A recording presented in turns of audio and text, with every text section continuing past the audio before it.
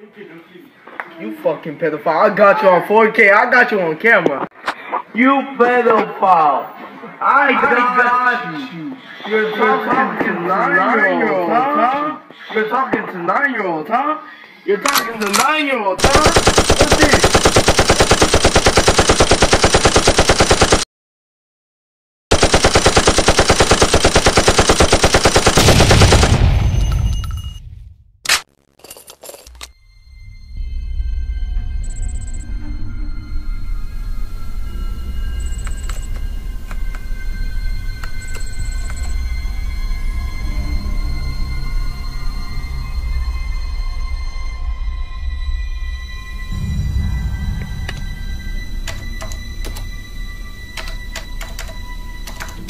My name is Sweetie.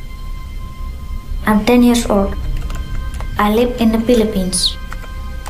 Every day, I have to sit in front of the webcam and talk to men, just like tens of thousands of other kids. The men ask me to take off my clothes. They undress. They play with themselves. They want me to play with myself.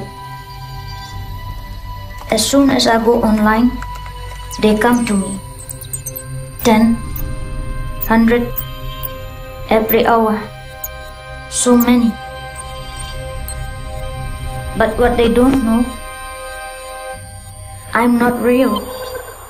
I'm a computer model, made piece by piece to track down these men who do this.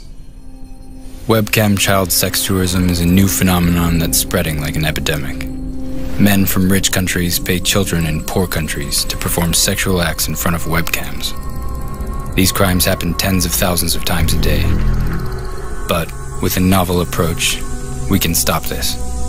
We are Ter de Zom, the Netherlands, and we fight child exploitation.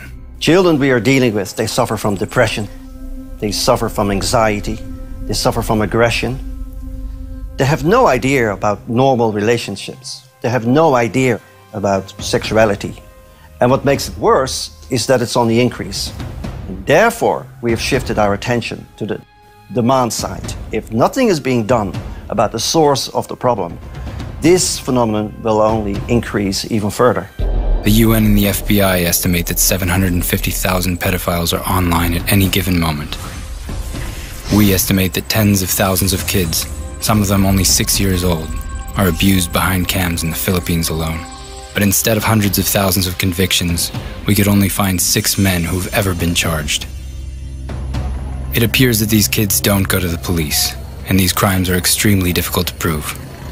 The only way to stop predators is to patrol the websites where they commit these crimes, and to catch them in the act. And so we did.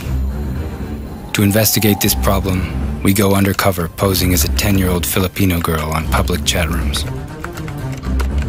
The moment that you log in and you identify yourself as a young girl from the Philippines, they swarm at you. It happens extremely fast. 3, 4, 5, 6. Do you like to wear your bra?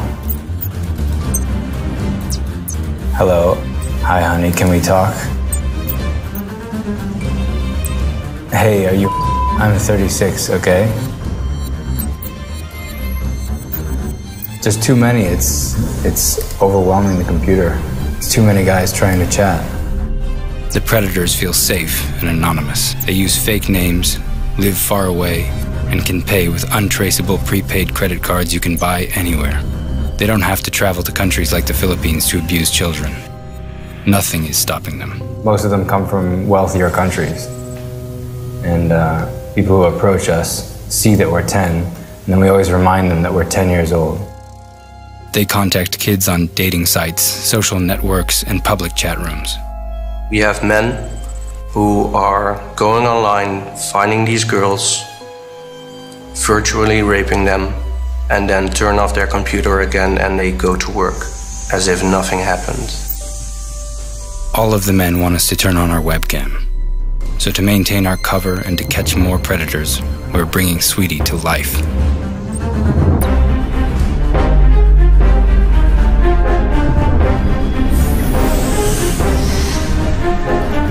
Sweetie is a computer model who looks and moves like a real girl.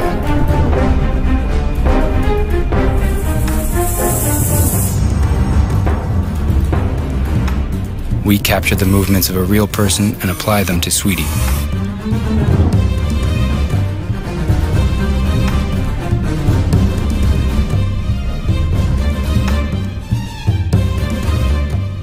Then, we use an application to control her every move. I'm not real. Men think she's sitting in front of a webcam in the Philippines, but actually, she's operated by Ter de Zon from a warehouse in the capital of the Netherlands, Amsterdam.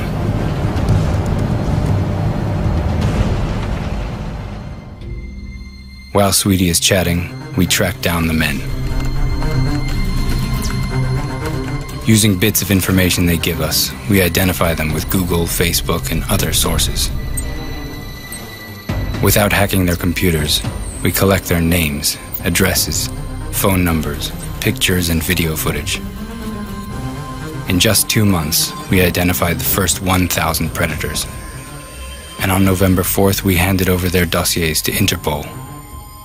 If catching them is so easy, webcam child sex tourism can be stopped.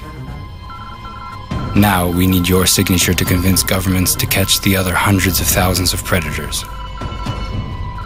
Thanks to the UN, webcam child sex tourism is a crime almost everywhere. What we need now is proactive policing. Well, the laws need to be enforced, that's the first question. There is absolutely a prohibition in international law, and penalties will be very serious. With the extension of the internet, with the decreasing prices of the internet, it will get more and more accessible, not just for the western part of this globe, but also for the developing world, which means that there will be more victims, there will be more children exposed to this phenomenon. Help us stop webcam child sex tourism and protect the kids behind cams. Proactive investigation is the only way to catch these men. With your signature and our research, we can pressure all national governments to act. If we can trace 1,000 men in just 2 months, police forces can trace more than 100,000 a year. Sign the petition now. Please sign the petition now and share it on Facebook and Twitter.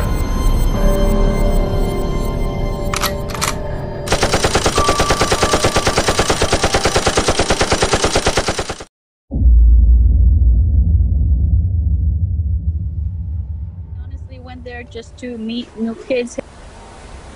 Well, tonight, a warning for parents. It's a popular website that allows kids to connect with strangers. But NBC6 investigator Miriam Masihi found sometimes they can be exposed to inappropriate content. We must warn you, the information you're about to hear is graphic and sexual in nature. Looking to socialize with other kids during a pandemic that has them pretty much isolated, 2 teens logged on to Omegle.com, a site where they can talk to strangers. It's supposed to be where all the kids, they go to meet other kids in their chat rooms. What we found out, some adults go on there and they're nude, showing their private parts and masturbating. These 2 moms who asked us to conceal their identities to protect their 13-year-old son say a friend of the boys told them they could meet new kids in the chat, but didn't warn them that they would be exposed to inappropriate content. He was a shock because he honestly went there just to meet new kids his age. Like similar sites, to connect to this one, you don't have to register or identify yourself. Just accept the terms of service. From there, it's like a Russian roulette that randomly picks a stranger for you to chat with. They engage into what's called a video chat, okay, or video streaming, where it's, again, one-on-one, and some platforms have it where you can have multiple users. These moms say their kids were instantly connected to adults that were engaging in lewd acts. Most of the platforms put out a disclaimer in the beginning when you log in, says, you know, we're not responsible for any content that is exchanged here. On its homepage, Omegle acknowledges predators have been known to use the site. We tried contacting the site's creator but didn't hear back. On Facebook, he says he's implemented measures to block lewd behavior, and in 2015, he helped send a Kentucky man to prison for distributing child pornography on the site. Detectives say sometimes pedophiles take advantage of the anonymity these sites offer to prey on kids, asking them for inappropriate pictures. Do these things tend, in your experience, to escalate to bigger crimes? A lot of times they ask the child victim for either a phone number, an address. To protect your kids from harmful content, they recommend blocking pages like this one on their devices, speaking frankly with them about the danger, and constantly checking the sites they visit. I want parents to be aware of, this website, and I guess that's the new chat room. Miami-Dade Police's Internet Crimes Against Children unit says that finding sexual predators who hide on these sites isn't easy since they use computer servers in other countries. That's why it is important to prevent children from accessing this content in the first place. Miriam Masihi, NBC6 News.